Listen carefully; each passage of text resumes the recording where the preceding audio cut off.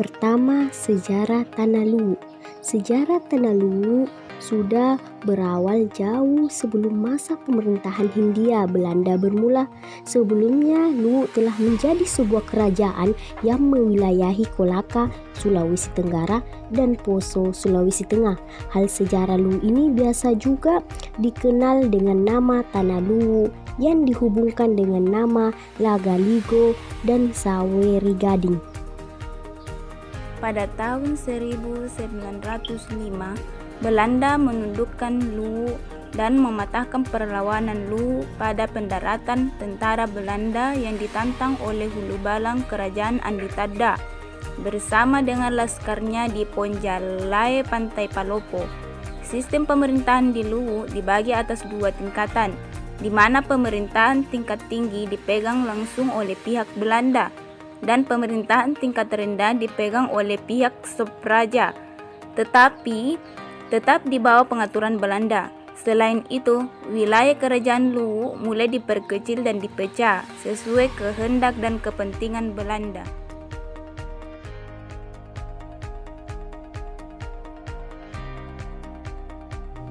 Dua, Istana Luwu atau Istana Datuk Luwu. Istana Datuk Luwu ini berlokasi di kota Palopo yang dahulu merupakan pusat kerajaan Luwu. Istana ini dibangun oleh pemerintah Belanda tahun 1920 untuk menggantikan Sauraja, yaitu istana yang sebelumnya yang diratakan oleh pemerintah Belanda sendiri. Bangunan istana ini memiliki arsitektur gaya Eropa. Di depan istana terdapat monumen perjuangan rakyat Luwu berupa tangan yang memegang badik terhunus ke langit. Dan saat ini dibangun miniatur Sauraja di dekat istana tersebut. Dan sekarang istana ini dijadikan sebagai museum untuk mengenang perjuangan dan melestarikan kebudayaan kerajaan Luwu. 3. Legenda buaya. Pada umumnya, masyarakat Luwu percaya bahwa mereka memiliki saudara kembar buaya. Biasanya, jika ada kelahiran, maka bayi yang keluar ada 2, yaitu bayi manusia dan bayi buaya. Namun, pada saat dilahirkan, bayi yang berupa buaya langsung lari ke sungai dan akan bertemu kembali beberapa tahun kemudian, biasanya melalui kontak batin ataupun mimpi. Dan dalam mimpi tersebut seakan-akan orang itu berbicara dengan kembaran buayanya. Cara perawatannya dibuatkan kamar khusus yang lebih kecil dari kamar biasanya, beserta bantal dan kain kuning. Sedangkan untuk pemberian makanan, yaitu harus telur ayam kampung setengah matang, soko berwarna kuning atau putih, buah pisang, dan air dalam jumlah 1 porsi manusia pada umumnya. Dan ada juga yang percaya bahwa buaya adalah jelmaan dari dunia bawah. Dia adalah leluhur dari manusia. Kisah ini bermula dalam epik I Lagaligo ketika dunia akan diisi oleh manusia. Seorang anak dewa dari langit bernama Batara Guru diturunkan ke bumi, dan untuk menemaninya diangkatlah sepupunya dari penguasa dunia bawah yang bernama Wei Tumino.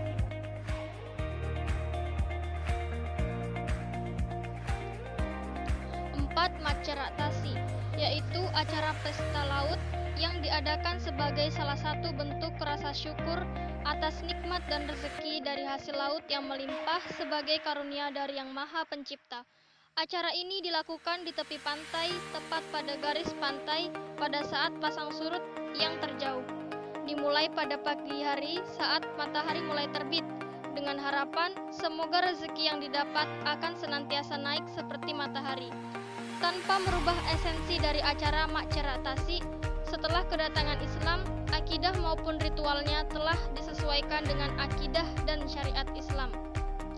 Sebagaimana kaidah adat Luwu yang mengatakan Pak Tufui Riadae Mpasandrei Ri Syarai. Artinya, Setiap tindakan dan kegiatan harus selalu didasarkan pada adat dan disandarkan pada syariat agama Islam.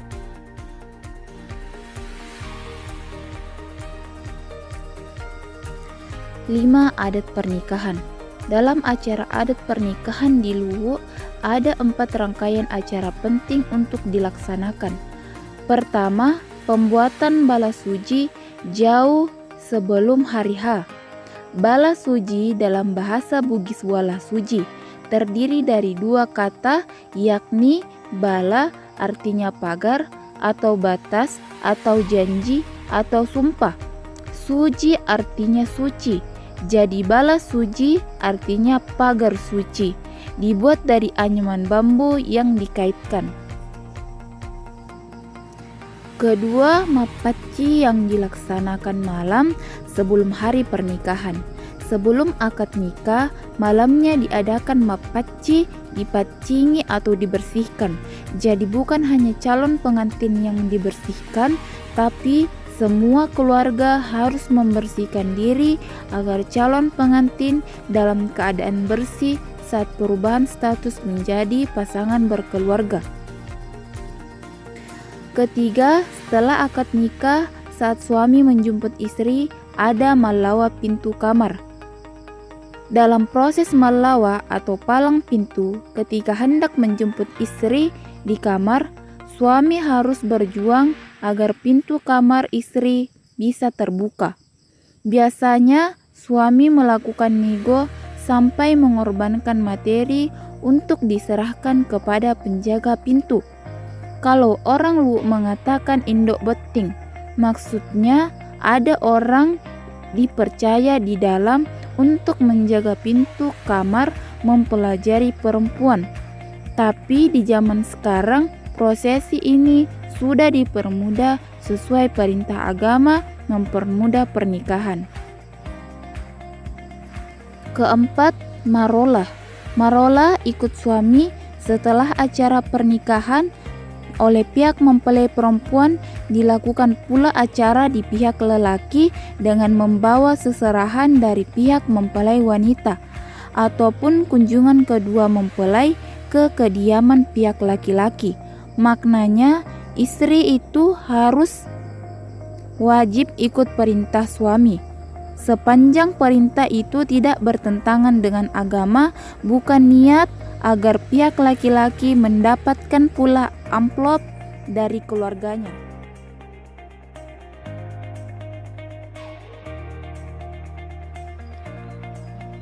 Keenam, bahasa Tai, yaitu bahasa yang digunakan oleh masyarakat yang ada di Tanah Luwu, mulai dari selatan perbatasan dengan Buriko, Kabupaten Wajo, sampai dengan daerah Kabupaten Luwu Timur Malili, serta Tanah Toraja dan Maserumpulu. Bahasa Tai merupakan ibu dari bahasa Bugis, Makassar, Toraja, Maserumpulu, dan Mandar. Tai adalah bahasa kuno yang dipakai dalam kitab Lontara Surek 1 Lagaligo. Bahasa Tai dijadikan bahasa sehari-hari sejak agama Islam resmi sebagai agama di Kerajaan Luwu. 7. Istilah sipaka tau, sipaka inge, sipaka lebi. Istilah ini memberikan kita nasihat bagaimana orang tua dulu sangat religius, bertoleransi, saling menghargai, dan amat demokratis. Kata sipaka tau memiliki arti saling memanusiakan, sedangkan kata sipaka inge memiliki arti saling mengingatkan sesama manusia, dan kata sipaka lebi memiliki arti saling menghargai. 8. Kesenian Mabalendo. Mabalendo ini merupakan perpaduan 2 kata, yaitu ma berarti memegang dan balendo berarti menumbuk padi. Mabalendo biasanya dilakukan dengan membentuk beberapa kelompok peran. Ada yang berperan sebagai orang berladang, memimpin, menumbuk, dan ada juga sebagai pemusik. Dalam kesenian ini menampilkan kegiatan petani seperti mencangkul, meratakan tanah, menabur bibit, pemindahan bibit, menanam, membersihkan serta menjaga burung. Kesenian Mabalendo ini biasa digelar saat pesta panen, bahkan saat peringatan kemerdekaan, penjemputan tamu penting, hari jadinya kabupaten, dan pernikahan.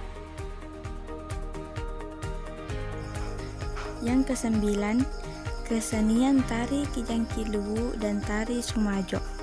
Kijangki Luwu memiliki arti kemenangan Luwu. Jadi, tari Kijangki Luwu merupakan tari yang menggambarkan dan mengisahkan kemenangan yang dicapai di medan perang. Orang yang boleh melakukan tari ini yaitu semua turunan dari jenis jabatan tinggi dan turunan Oli Tawu. Tari Kijangki ini diadakan pada saat Maceratasi, Mabiolah, dan Momanteh. Sedangkan Sumajo merupakan sebuah gerak tari yang dimainkan oleh putra-putri istana yang merupakan penyambutan atau pernyataan gembira atas kemenangan para pejuang. Tari ini tidak boleh dilakukan sepotong-potong seperti pria saja atau wanita saja, akan tetapi harus dilakukan secara lengkap.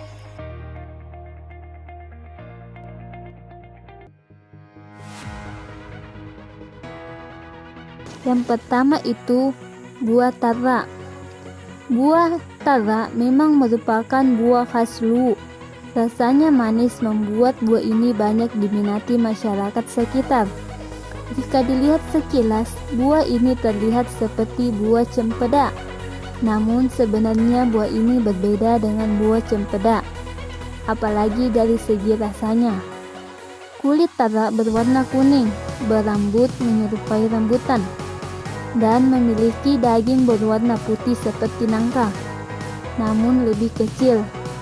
Tidak memiliki getah serta lebih lembut. Bukan cuma daging buahnya yang lunak dan manis, tapi biji buah tara juga bisa dikonsumsi dengan cara menyangrai terlebih dahulu sebelum dikonsumsi. Pohon buah tara sangat tinggi dan daunnya yang sangat lebar.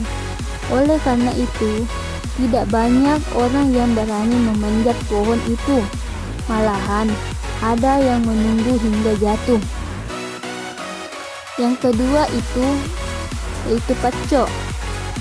Pacok adalah makanan yang berbahan utama ikan dari laut yang masih segar, yang diolah tanpa dimasak. Sebagai gantinya, pacok memanfaatkan asam cuka atau perasan air jeruk. Pacok biasanya menggunakan cabai rawit yang sudah dihaluskan. Penghalusan cabai bukan menggunakan blender, tapi menggunakan ulekan. Jadi, pedasnya alami dan masih banyak kulit cabai yang belum sepenuhnya hancur. Pacok biasanya disajikan dengan dange, olahan makanan dari sagu yang menyerupai roti kering yang berbentuk persegi panjang. Jadi, yang mengaku suka makan pedas dan pencinta kuliner kayaknya wajib coba makanan yang satu ini. Yang ketiga itu adalah lawak. Lawak merupakan olahan lanjutan dari pacok, namun sudah tidak sepedas pacok. Lawak berbahan baku pacok yang kemudian dicampurkan dengan sayuran dan kelapa. Sama seperti pacok, lawak tidak melalui proses pemasakan. Rasanya segar dan tentu saja pedas. Lawak biasanya disajikan dengan pacok dan dange, namun bisa juga dengan nasi yang hangat. Yang keempat itu dange. Dange merupakan olahan dari sagu yang menyerupai roti kering dan teksturnya agak kasar dan tebal. Jangan salah, walaupun teksturnya kasar dan tebal, tapi dange tidak keras loh, malahan mudah patah. Dange biasanya disajikan dengan pacok dan lawak. Yang kelima itu kapurung. Makanan yang satu ini memang tidak hanya dijumpai di Kabupaten Luwu saja. Kapurung menyerupai papeda yang dicampur dengan sayur dan ikan. Terkadang juga ditambahkan kacang goreng, jagung, daging. Dagingnya bisa bermacam-macam, seperti daging ayam, daging sapi, ataupun kerbau. Kapurung paling enak disantap dengan perasan jeruk nipis atau jeruk purut dan sambal terasi.